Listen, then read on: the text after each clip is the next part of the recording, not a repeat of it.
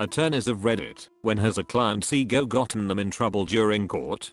If you enjoy this video, consider giving it a like and subscribing. Criminal defense attorney.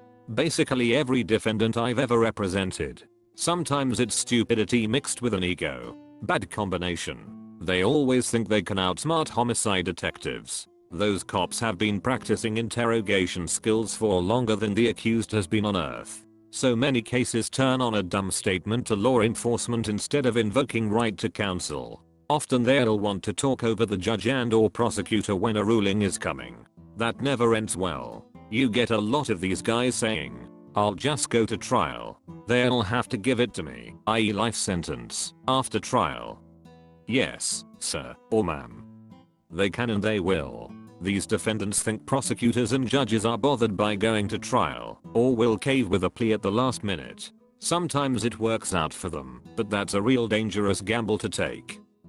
Literally every time. I sat in a criminal court every day for a year, and more than 75% of those who were found guilty would not have been there if they had exercised their right to remain silent. Also saw a guy who wanted to exclude evidence that he was a member of a gang, but got his motion denied because he had the name of the gang tattooed on his face. Another one. A woman repeatedly said she couldn't remember various things and said she was on a medication that affected her memory. People not recalling things is pretty common, but they usually don't have a reason like that. Didn't turn out so well when the government played a wiretap of her saying she was going to claim she didn't remember and blame it on her meds. A couple was going through a divorce and the man talked his soon-to-be ex-wife into a settlement that was supremely beneficial to him. The wife would still be left with plenty of money to live on, but it was still only a small portion of their shared wealth. She signed this deal, and all the man had to do was sign as well, and it would have been done. It would have taken him literally less than a minute. Instead, the man for some reason decides he wants his day in court and he's utterly convinced the judge is going to side with him over his wife. Lawyers try desperately to get him to sign the deal he himself talked his wife into, but he refuses, demands to go to court. The lawyers finally relent. The whole thing goes to court. They were living in a no-fault state. The woman was awarded 50% of the estate by default. The man lost millions because he wanted a judge to agree with him. One of my mother's friends went through the same thing. She asked for the house and half the retirement accounts and agreed to let her soon-to-be ex keep nearly everything else. The car collection, the boats, the stocks, vacation properties, etc. and the husband initially agreed. Not 2 minutes after being given the paperwork he decides it's bullshit. He should be able to keep everything, seeing as he's been the sole breadwinner, while all she did was stay at home with the kids. Didn't go so well for him. She walked away with what she had asked for, plus his Mercedes, the vacation house in Maine, a check for 7 figures, and alimony. And of course he was blameless. It was all because of an activist, liberal judge and his lawyer colluding with his ex-wife.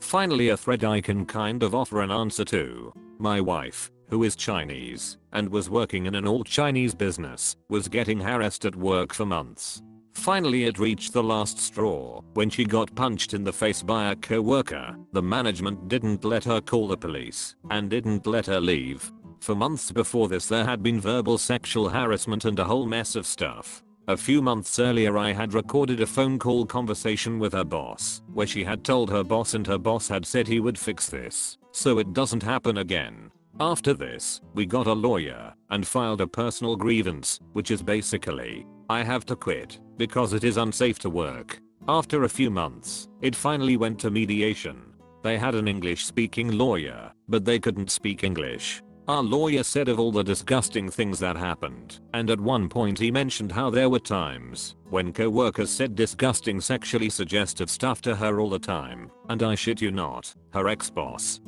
husband and a support person they brought with them all laughed out loud. Their lawyer shot them evil looks in disbelief and the mediation had to be stopped so that the mediator could tell them that they can't do this. They denied everything. We presented the police report and the phone call which they never knew we recorded.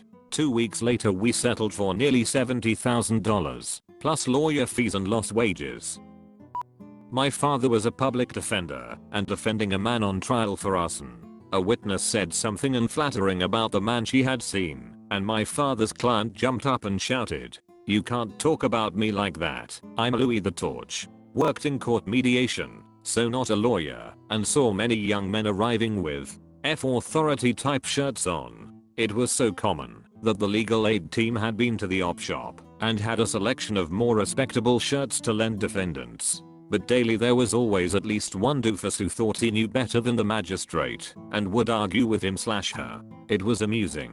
My favorite was when the obnoxious young man was told to walk home from 10 AM court, to change your shirt and your attitude, and be back for the afternoon sitting or be arrested, and discover the delights of justice hospitality. It was over 30 degrees, Australia. There was only one bus per hour, which didn't go all the way there, so he faced a long walk, even if he made the next one, and he lived on the other side of town. I believe he was rather subdued when he got back, exhausted, hot, hungry and wiser.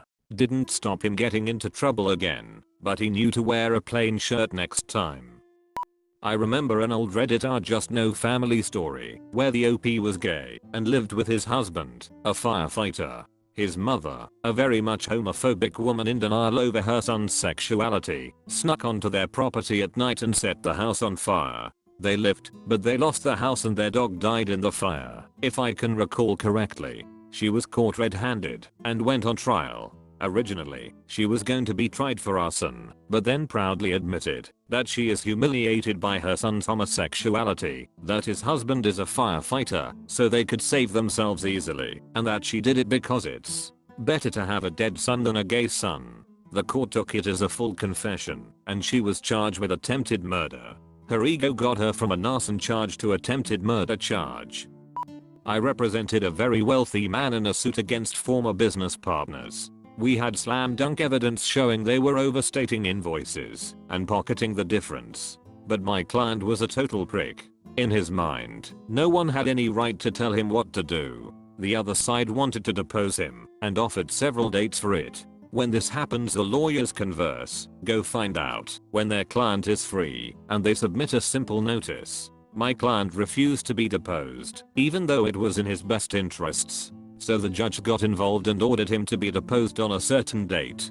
I called to tell him, and his secretary told me he had just taken his yacht out and did not tell them when he would return. When I did get in touch with him, he said no judge was going to tell him what to do. The judge deemed all admissions against us, which I thought improper, levied sanctions, and basically destroyed our whole case. When he did come in, he settled with the other party and ended up paying them a substantial amount. But no one told him what to do. Obligatory I'm not an attorney disclaimer, but I did used to volunteer for a local program called Teen Court. It was run by the local city courthouse and allowed teenagers who were facing charges for misdemeanor crimes to go through teen court as a diversion program and receive rehabilitation classes and community service rather than time in juvie. The charge would also not go on their record. Teen Court was run by local teenage volunteers after consideration and interviews, and it had an 82% rate for the defendants of never reoffending, which was double the rate for those in juvie in the city. I had one defendant once that I was representing who was an avid skier. I always encouraged my defendants to make a personal statement so that the jury might connect with them more, recognize their sincerity, and go easier on them. The jury has the ability to give up to 100 community service hours, but they don't have to give any at all. Oftentimes how the personal statement goes greatest affects the time given. My defendant didn't even stand for his and simply said, "Just know that whatever time you give me is going to cut into my skiing time." He was given 100 hours and multiple classes, which probably added another 20 to 30 hours on. My wife is a lawyer and this is a case she took. My cousin was in college and decided to take a picture of himself in his dorm room with marijuana plants and a few $20 bills and post it to his public Facebook page. It took all of 2 hours for campus security to knock on his door. He went through the process, no jail time, probation, fine, community service. He, of course, doesn't make his payments, doesn't check in, and doesn't do his community service. He moved across the state and repeats similar drug arrests in 2 other counties. Eventually he goes to jail for his offenses in the other counties. For some reason they didn't include the charges from his original county. Apparently this was a screw up from his court appointed lawyer. So he has to settle this. He's broken out of jail. My dad pays his outstanding fines in our county. My family begs my wife to take him on for free to try and resolve this. My wife agrees. She speaks with the DA. They are basically going to just let it go. All this idiot has to do is show up to court with his free lawyer who has already taken care of everything to get it all wiped away. She has called and texted multiple times so he know what to wear and when to be where he's supposed to be. This jackass ghosts her 2 days before the court date. Doesn't show up and still has a warrant out for him. If you enjoy these videos, please consider subscribing. And as usual, I'll hang around the comment section for about an hour after this video goes live. Thanks for watching.